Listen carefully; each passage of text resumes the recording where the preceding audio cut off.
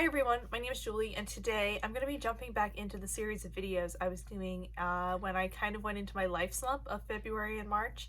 It feels like so long ago that I filmed these videos, and it's very weird to like refilm one.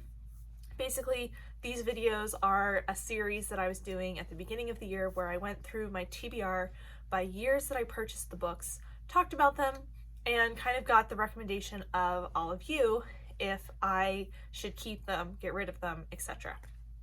I think I got up to, I did 2016, 2017, 2018, and I did the books I didn't know when I purchased them, went into a life slump, lost the footage of 2019, and I have the footage for 2020. So I'm going to refilm today the 2019 edition of this and talk through the books, and then you will hopefully see the 2020 edition at a time when I get through the footage. But I kind of wanted to also give a little explanation of why this has been missing. So that's part of it. Like I said, I went into a life slump. I'm still working to get out of the reading slump, but I want to talk about the books today that I bought in 2019. So these are not in any particular order. I do have a list, a pretty reliable list for this year about when I purchased things, but I'm not going to worry about going in order because a lot has been already read or DNF'd or taken off the shelves for various reasons. So we're just going to start wherever is on top. So the first thing I have here is The Dark Days Club by Allison Goodman. And like I said in the other videos, I'm going to try not to give you too much of a description of these because it'll just take forever. But basically this is set in Victorian times with paranormal elements, which is one of my favorite things. I have heard a lot better things about this series than I did about Goodman's Eon and Iona series. And I'm happy about that because the longer it goes since I read those books, the more problematic I find them. But yeah, so there's that one. Then I have Onyx and Ivory by Mindy Arnett.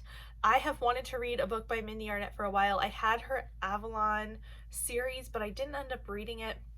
And this is a fantasy, so I wanted to give her a try in the fantasy realm. Next up is Storm of Locusts by Rebecca Roanhorse. This is the second book in the Trail of Lightning or Sixth World series. I'm not going to be getting rid of this. I love this series, and I'm really excited to read book 2. Next up is An Unkindness of Magician by Kat Howard. I heard a lot of good things about this book a couple of years ago, and I believe it's a standalone, but I haven't heard anything recently, and I haven't been able to motivate myself to pick it up.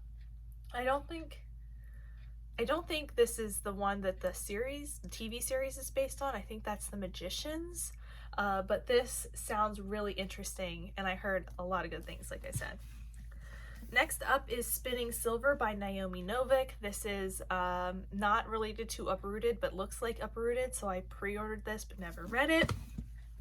Then I have Princess Elizabeth's Spy by Susan Elia McNeill. This is the second book to Mr. Churchill's Secretary, which I read, I think last year and really enjoyed. So I'm probably going to hang on to this. I got this for free too. So I'm definitely interested. I want to check these out. They're a series of like historical spy novels with a female central lead, so they sound really good.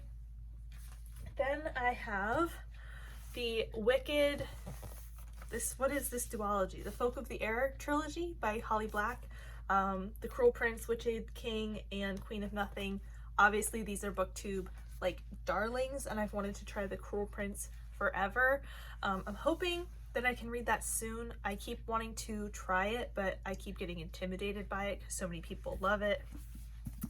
I also have Julie Berry's The Scandalous Sisterhood of Pick Willow Place. I think this is about a boarding school where some girls murder their headmistress, or the headmistress dies and they have to figure out how to keep it going.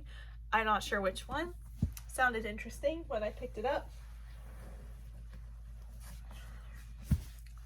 I have part of the Reluctant Royals series by Alyssa Cole. This is A Prince on Paper. I think this is the third and final book in that trilogy, and I really liked that one, so I would like to get back into that.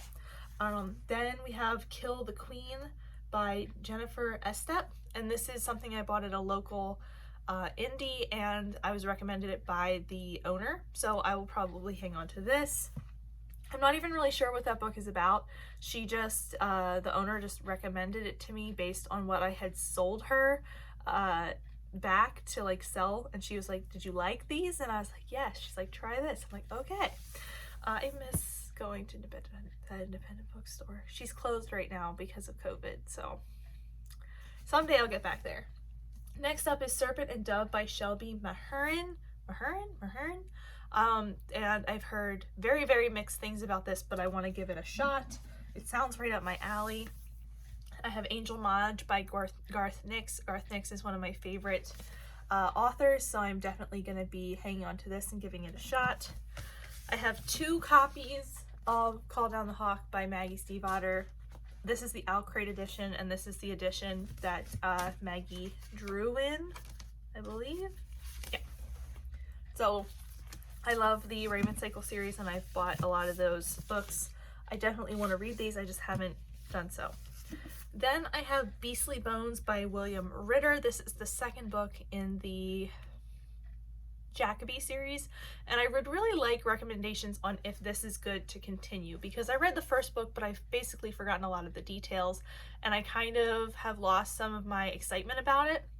But I'd like to hear if I should continue on with this, because it's a 4-book series, and I really did like the take on Sherlock Holmesy kind of investigative techniques without the attitude and cruelty that sometimes comes into the Sherlock character. Then I have Drums of Autumn by Diana Gabaldon. This is the 3rd or maybe 4th book in the Outlander series. I've read the first 2. I'd like to continue on. So I know these next 3 are not the last 3 on the pile, but they are the last 3 I know I bought at the end of the year. And the first is The House of Salt and Sorrows by Aaron A. Craig. This has an interesting story behind it, because I really want to make friends with the person who sold this book back. It was sold back as a used book, like immediately after it came out. And this has happened a few times at my independent bookstore, where there have been books that are obviously sold back as used copies, but they are very, very recent releases. And some of them are Book of the Month books, like they have the little Book of the Month symbol up here. So this one was not one of those, but I'm assuming it's all the same person, because they keep selling back these like brand new releases like it's like they get them, read them, and then sell them, and it's fine, it's great, but I'd like to be their friend and be like, can we just like talk about them when I'm done reading them? Then I have Crier's War by Nina Varela, which is a female romance, I think, and very, very shiny. Then we have The Starless Sea by Erin Morgenstern, which I keep wanting to read, and I feel like I'm going to love, but I just haven't made the time commitment to it. I have Caliban's War by James S.A. Corey. I haven't read the first book, but I got this one. I got both of these used very cheap at different times, but since I keep seeing them in the same version and picking them up as I see them used. I have The Priority of the Orange Tree by Samantha Shannon, which I started and got like 100 pages into, and then hit a reading slump last year and didn't finish it.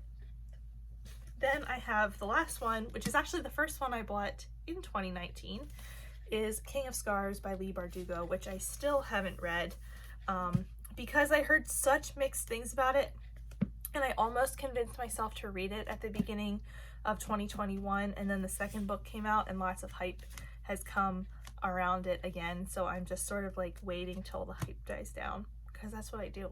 Actually, what I do is pretend I'm going to read it once the hype dies down and then forget about it. And I would really, really like to read these books, but the reading slump has just been killing me lately. But anyway, that's everything that I purchased in 2019 that I still have on my bookshelves. If you would like to discuss, I would love to discuss anything and everything on this list. I think I'm missing a few things, but I've definitely unhauled a bunch of things recently, so this might not even be the exact same list that was here when I filmed this in February. So yeah, but that's it for me today. Thank you so much for watching. If you want to see me again, go ahead and hit the subscribe button down below, and I will see you next time. Bye!